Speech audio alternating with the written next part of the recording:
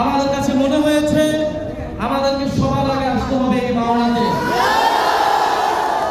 কারণ এই মাওনা ছিল জুলাই গণঅভ্যুত্থানের অন্যতম রণক্ষেত্র, আন্দোলনের অন্যতম হটস্পট, যেইখানে আমাদের মাত্র এই মাওনাতেই লড়াই করে 19 জন ভাই শহীদ হয়েছেন। আমরা সেই সকল শহীদ ভাইদের আদর্শকে ধারণ করি, তাদের রুহের মাগফিরাত কামনা করি। আমরা এখানে গাজীপুরে এসে প্রথমে এই মাওনার এই আন্দোলনের হটস্পটে এসেছি। সেই সকল আমার 19 ভাইদের 19 জন ভাই যারা ফ্যাসিবাদের বিরুদ্ধে, শেখ হাসিনার সরকারের বিরুদ্ধে লড়াই করে দেশকে স্বাধীনতা এনে দিয়েছিলেন, তাদেরকে আমরা স্মরণ করছি। এবং যারা আপনারা বাংলাবাসী এই জুলাই গণঅভ্যুত্থানে অংশগ্রহণ করেছিলেন, ছাত্র জনতার পাশে এসে দাঁড়িয়েছিলেন, নতুন দেশ বিনির্মাণের জন্য রাজপথে নেমেছিলেন, আমরা আপনাদেরকে জানাচ্ছি কৃতজ্ঞতা এবং সালাম। প্রিয় বাংলাবাসী, আমরা বলি আমাদের লড়াই শেষ হয় নাই, আমাদের একটি নতুন বাংলাদেশের জন্য লড়াই চলমান আছে।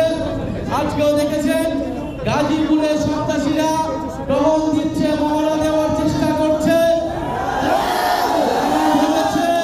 ভয় দেখিয়ে জাতীয় নাগরিক পার্টি এবং গণঅভ্যুত্থানের শক্তিকে তারা রুখে দেবে। গোপালগঞ্জেও আমাদেরকে বাধা দিয়ে রাখা যায় নাই।